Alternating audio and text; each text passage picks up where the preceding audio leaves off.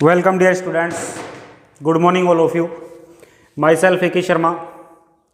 Dear students, आज हम इस लेक्चर नंबर 5th में सॉलिड स्टेट का नेक्स्ट टॉपिक कंटिन्यू कर रहे हैं। पिछले लेक्चर में डियर स्टूडेंट्स हमने क्रिस्टलीय ठोस का वर्गीकरण किया। तो डियर स्टूडेंट्स अवयवी कणों की प्रकृति और उनके मध्य लगने वाले आकर्षण बलों की प्रकृति के आधार पर हमने क्रिस्टलीय ठोस को 4 भागों में डिवाइड किया। नंबर फर्स्ट हमारे पास है आणविक क्रिस्टलीय ठोस।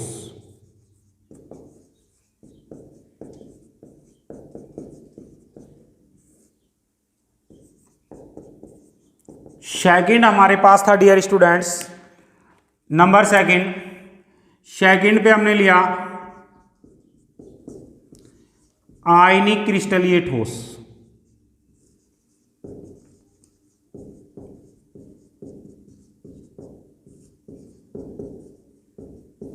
ठीक है। थर्ड हमारे पास था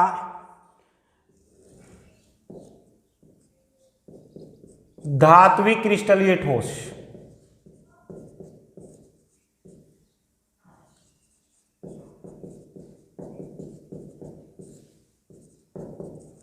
और फोर्थ हमारे पास है सहसंयोजी या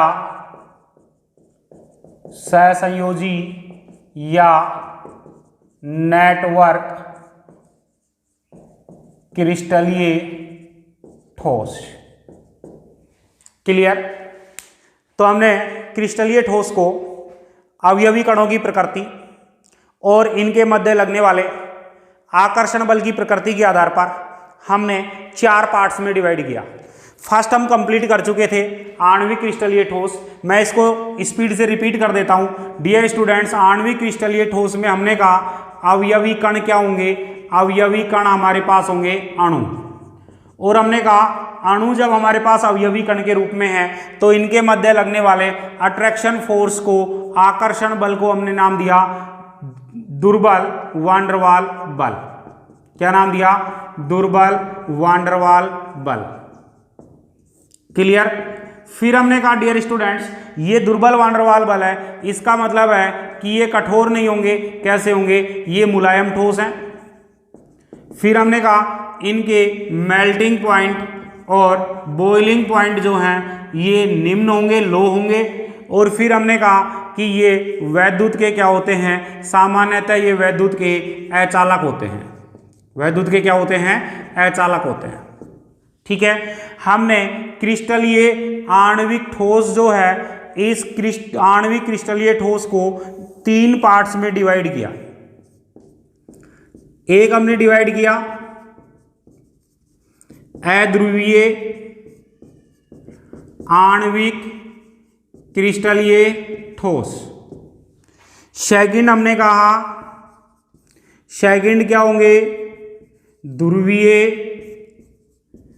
आणविक क्रिस्टलीय ठोस। और थर्ड क्या होंगे? थर्ड होंगे हाइड्रोजन आबंधित आणविक क्रिस्टलीय ठोस। कितने पार्ट्स में हमने डिवाइड किया था इसको? 3 पार्ट्स में डिवाइड किया था। जब अवयवी कण हमारे पास अध्रुवीय अणु होंगे तब हम कहेंगे ये ठोस कौन से ठोस है? अध्रुवीय आणविक क्रिस्टलीय ठोस। यहां पर जो बल लगेगा ये बल हमारे पास होगा दुर्बल लंदन बल, या हम इसको कहेंगे परिक्षेपण बल। और इसी को हमने कहा है प्रेरित द्विध्रुव आकर्षण बल।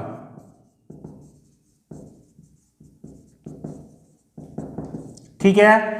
फिर हमने कहा जितने भी हमारे पास सममित अणु होते हैं, कौन से अणु होते हैं? सममित अणु होते हैं। सममित अणु का मतलब हो गया जितने भी बंध बन रहे हैं वो समान प्रकार के हों। और दूसरा पॉइंट इनमें बॉन्ड पेयर प्रेजेंट हो, कोई भी लोन पेयर प्रेजेंट नहीं हो, तब ऐसे अणु कौन से अणु कहलाएंगे? सममित अणु कहलाएंगे। और सममित अणु कैसे होते हैं? अध्रुवीय होते हैं। हमने कहा हमारे पास BeCl2 का अणु है, अध्रुवीय होगा। ठीक है, हमने कह दिया हमारे पास BF3 का अणु है, BF3 में बोरोन की संयोजकता 3 होती है, इस पर कोई लोन पेयर प्रेजेंट नहीं होगा, सममित संरचना होगी, समतल त्रिकोणीय, और ये कैसा अणु होगा, अध्रुवीय होगा। ठीक है, हमने कहा CH4 चतुष्फलकीय संरचना में होगा और कैसा होगा, अध्रुवीय होगा। क्लियर। हम बात कर लें डियर स्टूडेंट्स, जितने भी डाइएटॉमिक अणु हैं जिनमें दोनों एटम समान है, हाइड्रोजन है, सॉलिड स्टेट में कैसे अणु का निर्माण करेगा, अध्रुवीय आणविक क्रिस्टलीय ठोस बनाएगा। क्लोरीन है, सॉलिड स्टेट में क्या बनाएगा, अध्रुवीय आणविक क्रिस्टलीय ठोस बनाएगा। जितनी भी अक्रिय गैसें हैं, हीलियम, नियोन, आर्गन, ये सब ठोस अवस्था में क्या बनाएंगी, अध्रुवीय आणविक क्रिस्टलीय ठोस। यहाँ पे मैंने एक एग्जांपल दिया CO2, बहुत इंपॉर्टेंट एग्जांपल है। CO2 की संरचना रेखीय होती है, रेखीय संरचना के कारण इस बंध का द्विध्रुव आघूर्ण और इसका द्विध्रुव आघूर्ण जो होगा ये 0 हो जाएगा, और टोटल द्विध्रुव आघूर्ण 0 हो गया तो ये अणु कैसा हो जाएगा, अध्रुवीय। क्लियर। ये हम कल कंप्लीट कर चुके थे। सेकंड हम ध्रुवीय आणविक क्रिस्टलीय ठोस को भी कंप्लीट कर चुके हैं। यहां पर जो पार्टिकल होगा, अवयवी कण होगा, ध्रुवीय अणु होगा। जितने भी असम्मित अणु होते हैं वो सब ध्रुवीय होते हैं। जैसे हम बात कर लें NF3 ध्रुवीय अणु है, क्योंकि नाइट्रोजन के पास क्या होगा, लोन पेयर होगा। ठीक है, हम बात कर लेते हैं SO2। तो ध्यान देना डियर स्टूडेंट्स, SO2 जो है इसमें सल्फर पर लोन पेयर होगा, लोन पेयर के कारण इसके बंध जो है, आबंध है, ये थोड़े से डिस्ट्रॉय हो जाएंगे और ये कोणीय संरचना बनाएगा जिसका द्विध्रुव आघूर्ण 0 नहीं होगा, और ये कैसा अणु है, ध्रुवीय अणु है। ठीक है, तीसरे नंबर पर आता है हाइड्रोजन आबंधित आणविक क्रिस्टलीय ठोस। इनमें अवयवी कण के रूप में कौन से अणु होंगे, जो हाइड्रोजन आबंध बनाने वाले अणु हैं। ठीक है, इसके एग्जाम्पल हमने लिए थे NF3, और एक एग्जाम्पल हमने लिया था NH3 और आइस H2O। इनमें सॉलिड अवस्था में हाइड्रोजन बंध बनेगा, और ये किस प्रकार के ठोस बनाएंगे, हाइड्रोजन आबंधित आणविक क्रिस्टलीय ठोस। ठीक है, ध्यान देना, सॉलिड CO2 जो है, ठोस CO2 को डियर स्टूडेंट्स हम सामान्य नाम में बोलते हैं ड्राई आइस। ठीक है, जब आइस की बात करेगा तब हमारे पास होगा H2O, और ड्राई आइस की बात कर रहा है तब हम कहेंगे सॉलिड CO2 को हम क्या कहते हैं, ड्राई आइस कहते हैं। क्लियर। पहला वर्गीकरण हम कल कंप्लीट कर चुके थे, आणविक क्रिस्टलीय ठोस। आणविक क्रिस्टलीय ठोस को हमने कितने भागों में डिवाइड किया है, 3 भागों में डिवाइड किया है, अध्रुवीय आणविक क्रिस्टलीय ठोस, ध्रुवीय आणविक क्रिस्टलीय ठोस और हाइड्रोजन बंधित आणविक क्रिस्टलीय ठोस। अब डियर स्टूडेंट्स हम बात करेंगे सेकंड वाले की। सेकंड हमारे पास है आयनिक क्रिस्टलीय ठोस। ठीक है, हम अब पॉइंट स्टार्ट कर रहे हैं आयनिक क्रिस्टलीय ठोस। नाम में आ गया आयनिक क्रिस्टलीय ठोस का मतलब हो गया अवयवी कण के रूप में क्या होंगे, आयन्स होंगे। सेकंड हम लेते हैं आयनिक क्रिस्टलीय ठोस। आयनिक क्रिस्टलीय ठोस में मैंने आपसे कहा कि यहां पर हमारे पास अवयवी कण जो हैं, अवयवी कण के रूप में क्या होंगे, आयन्स होंगे। आयन का मतलब हो गया धनायन व ऋणायन। जब धनायन और ऋणायन एक दूसरे के साथ व्यवस्थित होंगे, जुड़ेंगे, तब इनके बीच जो आकर्षण बल लगेगा, इस आकर्षण बल को हम कहेंगे स्थिर वैद्युत आकर्षण बल। क्या नाम देंगे, स्थिर वैद्युत आकर्षण बल। इसको हम कूलाम बल भी कह देते हैं। कौन सा बल कहते हैं, कूलाम बल, या आयनिक आबंध भी कहते हैं। ठीक है, तो डियर स्टूडेंट्स जनरली हम कहेंगे कि ये जो है कठोर होते हैं। कैसे ठोस हैं, कठोर हैं। फिर हम कहेंगे कि ये भंगुर प्रकृति के होते हैं। भंगुर का मतलब होता है ये आसानी से टूट जाते हैं। जैसे हम किसी आयनिक यौगिक को ऊपर से नीचे गिराएंगे, गिराते ये ब्रेक हो जाएंगे, टूट जाएंगे। ठीक है, फिर इंपॉर्टेंट पॉइंट, ये ठोस अवस्था की बात कर लें तो डियर स्टूडेंट्स ठोस अवस्था में तो ये वैद्युत के क्या होंगे, अचालक होंगे। लेकिन हम बात करें गलित अवस्था में या विलयन अवस्था में, गलित या विलयन अवस्था में हम बात कर लें तब ये वैद्युत के क्या होंगे, चालक होंगे। बहुत इंपॉर्टेंट पॉइंट है, आयनिक चालक ठोस अवस्था में वैद्युत के अचालक होते हैं, लेकिन विलयन या गलित अवस्था में वैद्युत के चालक होते हैं। कारण स्पष्ट करो क्यों होता है ऐसा। तो ठोस अवस्था में धनायन और ऋणायन स्ट्रॉन्ग इलेक्ट्रोस्टैटिक फोर्स से जुड़े होंगे और मुक्त नहीं रहेंगे, स्थिर वैद्युत आकर्षण बल से जुड़े हुए रहेंगे, मुक्त नहीं होंगे। और आयन मुक्त नहीं है तो इनमें विद्युत धारा का गमन नहीं होगा, विद्युत का चालन नहीं करेंगे। लेकिन जब विलयन या गलित की बात करेंगे तो विलयन या गलित अवस्था में धनायन और ऋणायन मुक्त हो जाएंगे और मुक्त धनायन और ऋणायनों की गति के कारण ये विद्युत का क्या करेंगे, चालन करेंगे। तो हमने कहा ठोस अवस्था में अचालक होते हैं, क्यों? क्योंकि ठोस अवस्था में धनायन और ऋणायन स्थिर वैद्युत आकर्षण बल से जुड़े होते हैं, मुक्त नहीं होते, अतः ये ठोस अवस्था में वैद्युत का अचालक होते हैं। लेकिन जब हम विलयन या गलित अवस्था की बात करेंगे तब हम कहेंगे विलयन या गलित अवस्था में इनके धनायन और ऋणायन मुक्त होते हैं और मुक्त आयनों की गति के कारण ये विद्युत का क्या करते हैं, चालन करते हैं। क्लियर?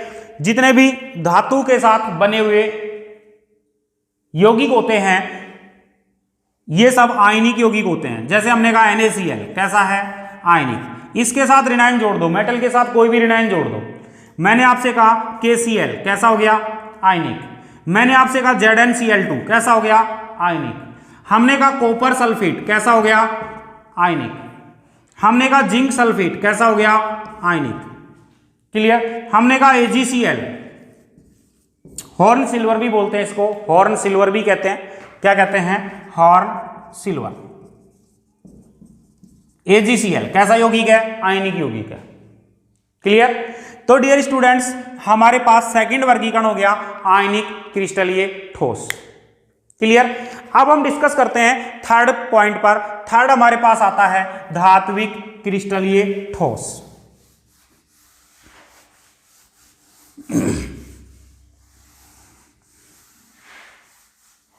आयनिक क्रिस्टलीय ठोस में ध्यान रखना इनके गलनांक और क्वथनांक आणविक से अपेक्षाकृत उच्च होंगे। ठीक है? थर्ड नंबर पर हमारे पास आता है धात्विक क्रिस्टलीय ठोस। धात्विक क्रिस्टलीय ठोस। डियर स्टूडेंट्स नाम में ही आ गया हमारे पास अवयवी कण क्या होंगे, अवयवी कण। अवयवी कण होंगे धात्विक परमाणु, यानी धातु के परमाणु। किसके परमाणु होंगे, धातु के परमाणु। क्लियर? फिर हम कहेंगे आकर्षण बल क्या होगा इनके बीच में। धातु परमाणुओं के बीच में जो आकर्षण बल होता है वो रासायनिक बंध में तुमने पढ़ा था, इसको हम बोलते हैं धात्विक आबंध। कौन सा आबंध कहते हैं, धात्विक आबंध कहते हैं। कौन सा आबंध कहते हैं डियर स्टूडेंट्स, धात्विक आबंध कहते हैं। ठीक है? फिर हम कहेंगे कि धातु जो होती हैं कठोर होती हैं, आघात वर्धनीय होती हैं। आघात वर्धनीय का मतलब है इन पर आघात करेंगे, चोट करेंगे तो इनको हम किस में कन्वर्ट कर सकते हैं, चद्दर या प्लेट में कन्वर्ट कर सकते हैं। और फिर एक गुण और होता है इनमें, तन्य होती हैं, यानी कि तन्यता का गुण पाया जाता है।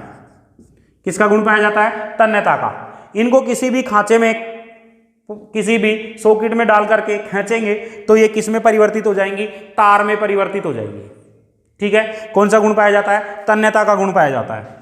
धात्विक बंध जो है ये अपेक्षाकृत और भी प्रबल बंध है। इसका मतलब है कि इनके बॉइलिंग पॉइंट और मेल्टिंग पॉइंट जो होंगे ये क्या होंगे, उच्च होंगे।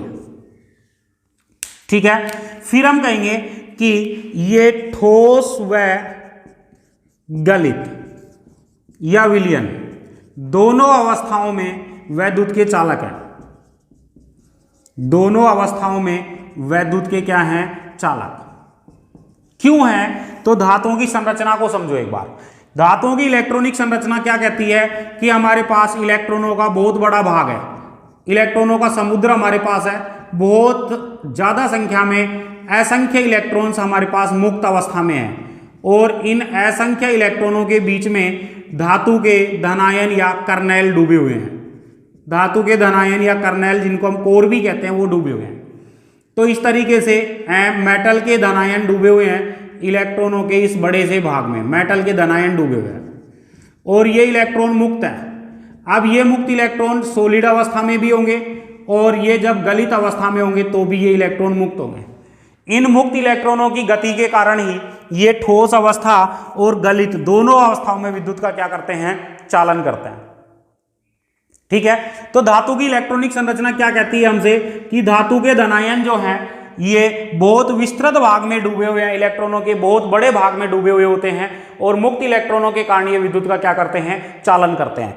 डियर स्टूडेंट्स, यहाँ पे ध्यान देने की बात है कि गलित अवस्था में भी और विलयन अवस्था में भी, यानी कि ठोस अवस्था में भी और गलित अवस्था में भी, दोनों में ये संरचना सेम रहेगी, यानी कि कौन से चालक हो गए, धात्विक चालक है। ठीक है, इनमें इलेक्ट्रॉन मुक्त है, मुक्त इलेक्ट्रॉनों के कारण ये क्या कर रहे हैं, विद्युत का चालन कर रहे हैं। एक पॉइंट और, धातु के धनायन को मैंने कहा कर्नेल भी बोलते हैं या इनको कोर भी कहते हैं। किसी भी धातु का बाह्यतम इलेक्ट्रॉनिक विन्यास जो है, संयोजी इलेक्ट्रॉन है, इनको हटाने के बाद जो इलेक्ट्रॉनिक विन्यास बचेगा उसको हम बोलेंगे कर्नेल या कोर।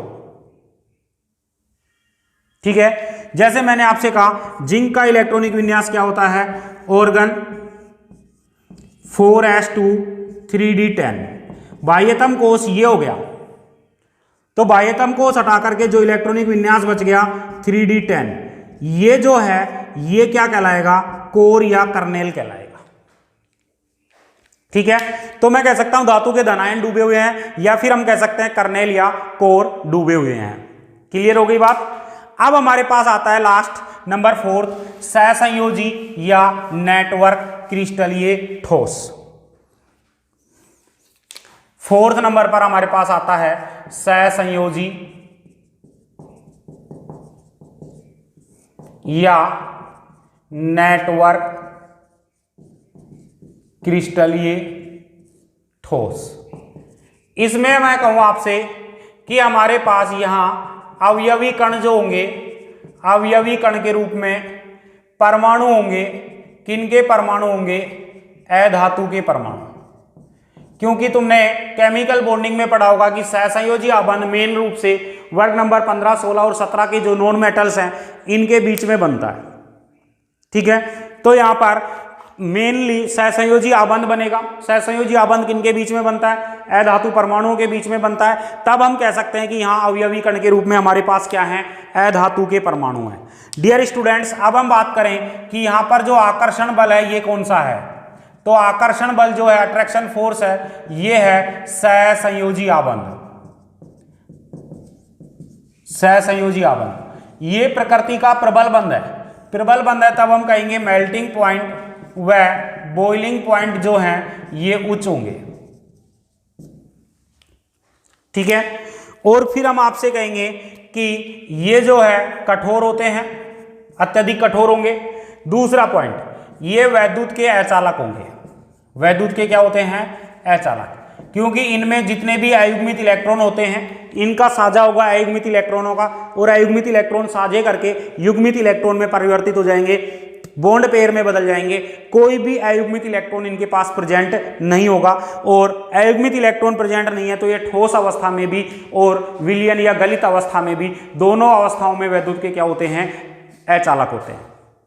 ठीक है, अब हम बात करें कि हमारे पास जितने भी कार्बन के यौगिक हैं, जैसे कार्बन का समस्थानिक होता है, कार्बन का अपरूप होता है हीरा, हम बात करें ग्रेफाइट, ये सब कैसे हैं, सहसंयोजी हैं। फिर हम बात कर लेते हैं सिलिकॉन कार्बाइड, सिलिकॉन नाइट्राइड या एल्यूमिनियम नाइट्राइड। जितने भी कार्बाइड और नाइट्राइड होते हैं ये सब सहसंयोजी अणु होते हैं। ठीक है, और फिर हम बात कर लेते हैं कि हमारे पास जो ग्रेफाइट है इसकी संरचना के कारण ये विद्युत का चालक होता है। तो आपसे पूछा जाएगा ऐसा सहसंयोजी क्रिस्टलीय ठोस जो वैद्युत का चालन करता है, कौन सा सहसंयोजी क्रिस्टलीय ठोस है, ग्रेफाइट। क्लियर। इनमें क्या होता है कि जैसे हम डायमंड की स्ट्रक्चर्स को देखें तो प्रत्येक कार्बन परमाणु 4 कार्बन परमाणुओं से जुड़ा हुआ है, फिर ये कार्बन परमाणु भी 4 से जुड़ करके और चतुष्फलकीय संरचनाओं में जुड़े होंगे, और इस तरीके से ये कार्बन परमाणु जो होते हैं ये क्या करते हैं, एक विस्तृत संरचना का निर्माण करते हैं, एक लंबी संरचना का निर्माण कर लेते हैं, और इस लंबी संरचना को हम कहेंगे नेटवर्क संरचना। ठीक है, यानी कि एक बड़े अणु का निर्माण कर लेते हैं, नेटवर्क नुमा जालनुमा संरचना का निर्माण करते हैं, इसलिए सहसंयोजी क्रिस्टलीय ठोस को हम कहते हैं नेटवर्क क्रिस्टलीय ठोस। क्लियर। तो डियर स्टूडेंट्स, हमने 4 भागों में वर्गीकृत किया क्रिस्टलीय ठोस को, और ये 4 भाग हमारे कौन कौन से हैं। नंबर फर्स्ट आणविक क्रिस्टलीय ठोस, नंबर सेकंड आयनिक क्रिस्टलीय ठोस, नंबर थर्ड धात्विक क्रिस्टलीय ठोस, और नंबर फोर्थ सहसंयोजी या नेटवर्क क्रिस्टलीय ठोस। क्लियर। अब हम आपसे बात कर लें कुछ क्वेश्चनों पे। मैंने आपसे कहा कि एक यौगिक हमारे पास कोई भी है, इसमें गलनांक और क्वथनांक कम है,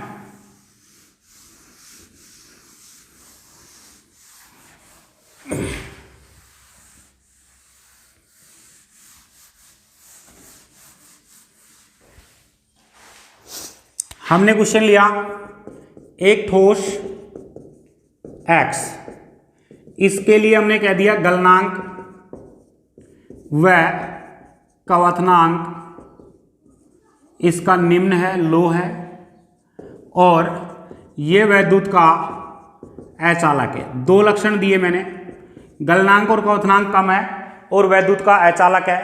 तो हमें इस ठोस की प्रकृति बतानी है, किस प्रकार का ठोस है।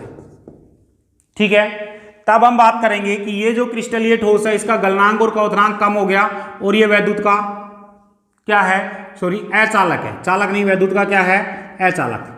तो देखो आणविक क्रिस्टलीय ठोस जो थे, आणविक क्रिस्टलीय ठोस में हमने कहा था कि इनके गलनांक और क्वथनांक कम होंगे, और साथ साथ में हमने कहा था कि ये दोनों अवस्थाओं में वैद्युत के क्या होंगे, अचालक होंगे। दोनों अवस्थाओं में वैद्युत के क्या होंगे, अचालक। इसका मतलब है कि ये ठोस हमारे पास हो गया आणविक क्रिस्टलीय ठोस। कौन सा ठोस हो गया, आणविक क्रिस्टलीय ठोस। क्लियर हो गई बात। अब इस क्वेश्चन में मैं एक पॉइंट और जोड़ देता हूं डियर स्टूडेंट्स, कि हमारे पास एक ठोस है X, एक क्रिस्टलीय ठोस X,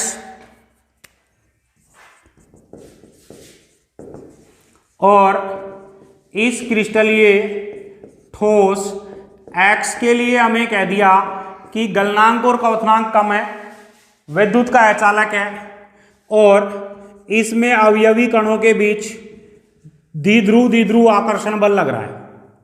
आकर्षण बल कौन सा है, द्विध्रुव आकर्षण बल। तो हमने कहा कि गलनांक और क्वथनांक कम है, विद्युत का अचालक है। इसका मतलब तो हो गया ये कौन सा है, आणविक क्रिस्टलीय ठोस है। लेकिन हमारे पास जब क्वेश्चन में आकर्षण बल और दिया जाए तब हम आणविक क्रिस्टलीय ठोस को फिर विभाजित करते हुए लिखेंगे कि द्विध्रुव आकर्षण बल किस में लगता है, तब हम कहेंगे ध्रुवीय आणविक क्रिस्टलीय ठोस में लगता है। कौन से ठोस में लगता है, ध्रुवीय आणविक क्रिस्टलीय ठोस में। अब मैं इसको चेंज कर देता हूं, मैं कह देता हूं कि यहां पर परिक्षेपण बल है। कौन सा बल है, परिक्षेपण बल है या लंदन बल है। तब हमारा आंसर हो जाएगा अध्रुवीय आणविक क्रिस्टलीय ठोस, क्योंकि परिक्षेपण बल कौन से अणुओं के बीच लगता है, अध्रुवीय अणुओं के बीच लगता है। और यहां पर क्वेश्चन में हमें हाइड्रोजन आबंध दे दिया जाए तो डियर स्टूडेंट्स, हाइड्रोजन आबंध देते ही हम कह देंगे कि ये आणविक क्रिस्टलीय ठोस कौन सा है, हाइड्रोजन आबंधित आणविक क्रिस्टलीय ठोस है। क्लियर। तो यहां से 3-4 क्वेश्चन अलग अलग बन सकते हैं जिनमें बहुत माइनर डिफरेंस होगा। तो क्वेश्चन को हमें ढंग से नोटिस करना है, ढंग से देखना है कि क्वेश्चन में अपने से क्या डाटा दिए हुए हैं, उनके अकॉर्डिंग हमें एक्सप्लेन करना है। अब मैंने आपसे कहा एक ठोस, और इस ठोस के लिए मैं 3 क्वेश्चन एक साथ दे रहा हूं। हमें कह दिया गलनांक और क्वथनांक ये दोनों ऊंचे हैं, और हमसे कह दिया ये वैद्युत का चालक है दोनों अवस्थाओं में वैद्युत का क्या है, चालक है। फिर इसके लिए दोबारा हमसे क्वेश्चन दिया कि एक ठोस, इसका गलनांक और क्वथनांक उच्च है,